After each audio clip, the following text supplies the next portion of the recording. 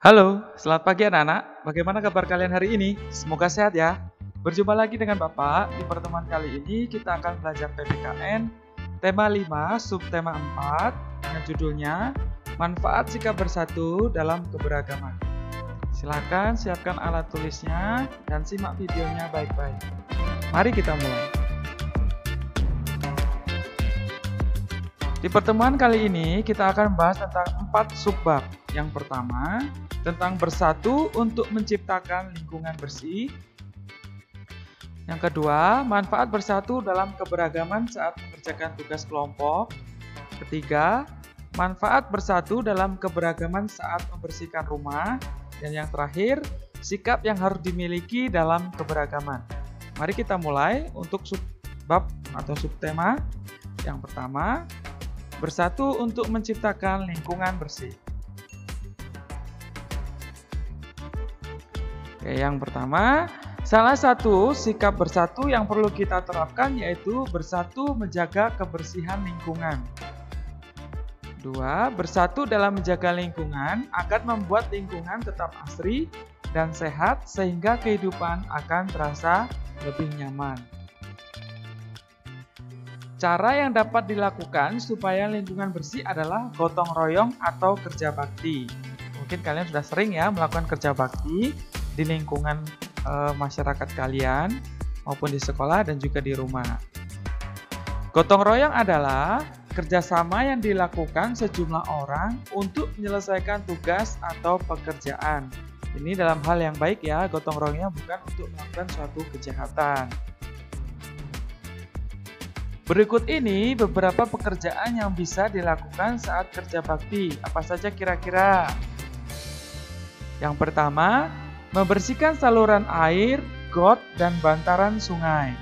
Nah, di sini kalian tidak boleh jijik ya untuk membersihkan lingkungan kalian. Kalian bisa menggunakan sarung tangan supaya tidak kotor. Menebang cabang pohon yang lebat agar tidak tumbang. Di sini tujuannya hanya untuk mengurangi terjadinya suatu kecelakaan, misalnya pohon tumbang. Nah, di sini menebang cabang pohon atau ranting pohonnya ya nak, bukan pohonnya. Tidak boleh menebang pohon sembarangan. Kalaupun orang tua kalian atau kalian menebang pohon, harus menggantinya dengan cara menanam kembali bibit tanaman tersebut. Membersihkan sampah di jalan desa. Jadi kalian jangan menjadi penyumbang kotoran atau sampah di jalanan. Alangkah baiknya kalian menguranginya dengan cara memungut sampah tersebut dan membuang ke dalam tong sampah, bukan di atas tutup tong sampah. Ini harus diingat-ingat ya. Kita lanjutkan. Sebab yang kedua, manfaat bersatu dalam keberagaman saat mengerjakan tugas kelompok. Kalian sudah sering diberikan tugas oleh Bapak Ibu guru kalian dalam menyelesaikan suatu masalah dalam kelompok. Ya. Yang pertama, setiap anggota kelompok memiliki pendapat yang berbeda-beda. Kita tidak bisa memaksakan pendapat kita harus sama dengan orang lain. Karena apa? Tidak sesuai dengan keadilan yang berlaku di Indonesia. Kita harus bersikap toleran saat mengerjakan tugas kelompok. Kita harus saling menghargai pendapat orang lain. Kita tidak bisa memaksakan kehendak. Setiap anggota kelompok bebas menyampaikan pendapat, namun juga harus mendengarkan pendapat orang lain. Jangan kita meminta kita didengarkan saja, tetapi orang lain kita saat berpendapat kita tidak mau mendengarkan. Tidak boleh seperti itu. Berikut ini beberapa manfaat bersatu saat mengerjakan tugas kelompok, antara lain.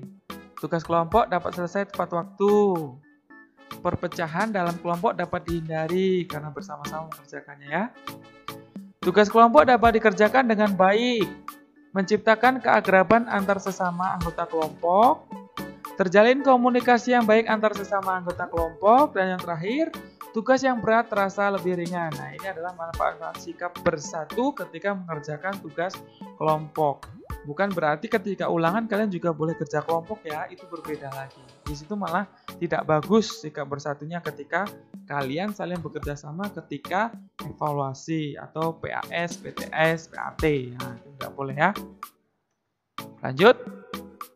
Manfaat bersatu dalam keberagaman saat membersihkan rumah. Nah, keluarga yang tinggal dalam satu rumah dapat memiliki keberagaman. Beragam itu apa? Silahkan diingat-ingat lagi di pertemuan yang sebelumnya ya. Contoh keberagaman dalam keluarga antara lain keberagaman ciri fisik baik tinggi badan, hidung, ya, perawakan badan. Keberagaman sifat. Nah, dalam keluarga itu pasti tidak sama sifatnya. Ya, ada yang pendiam, periang, mungkin ada juga yang pemarah. Keberagaman kegemaran atau hobi. Ada yang hobi makan, hobi tidur, ada baca buku, olahraga, banyak sekali. Jika kegemaran kita berbeda dengan anggota keluarga yang lain, kita harus bersikap toleran. Kita tidak boleh menjelek-jelekkan hobi orang lain. Pembagian tugas sebaiknya dilakukan dengan bermusyawarah. Ya, kita tidak bisa asal menunjuk orang tersebut untuk melaksanakan tugas. Kita harus baginya sama adil. Harus sesuai dengan hati nurani. Dengan begitu, setiap anggota keluarga mendapat tugas sesuai kemampuannya. Ya, misalkan anak kecil, misalnya adik kalian beri tugas untuk mengepel. Itu tidak akan mungkin bisa, ya. Berikan tugas yang sesuai dengan kemampuannya. Mungkin merapikan mainannya sendiri. Seperti itu. Lanjut. Manfaat bersatu dalam keberagaman saat membersihkan rumah. Kita lihat. Pekerjaan membersihkan rumah terasa lebih ringan. Kemudian, rumah selalu bersih dan nyaman. Menumbuhkan rasa tanggung jawab bagi anggota keluarga atas kebersihan rumah.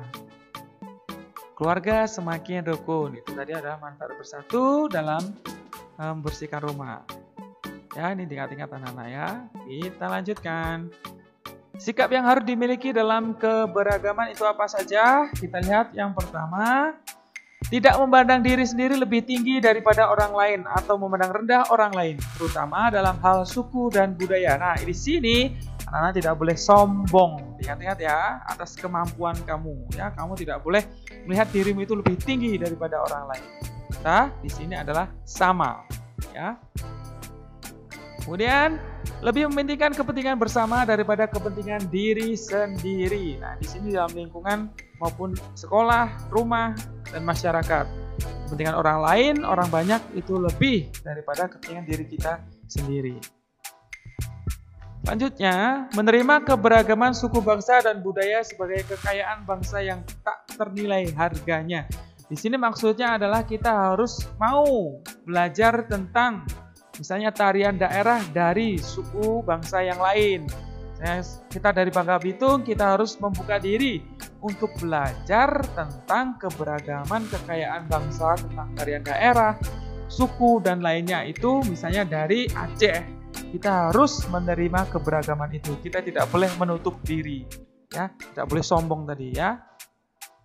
Kemudian yang terakhir, rasa tanggung jawab akan kelestarian keberagaman budaya. Jadi kita harus mau mempelajari, tadi yang berkata Bapak tadi ya, menerima, kemudian mempelajari, mempunyai rasa tanggung jawab untuk melestarikan keberagaman budaya Indonesia. Bukan daerah saja ya, bukan hanya daerah Bangka Belitung, tetapi Indonesia, baik dimanapun itu dari 34 provinsi. Ya, anak-anak ya. Oke, sekian penjelasan dari Bapak untuk materi tema 5 subtema 4 ini. Ya, kita sudah sampai di penghujung tema 5. Ya, minggu depan kita sudah masuk ke tema 6. Oke? Dan kita sudah akan masuk ke evaluasi. Nah, anak-anak silahkan mulai dibaca lagi dari tema 1, maksud Bapak subtema 1 tema 5. Ya. Oke. Silahkan dicatat di buku kalian masing-masing. Cukup sekian dari Bapak. Salam sehat, salam semangat, see you and bye-bye.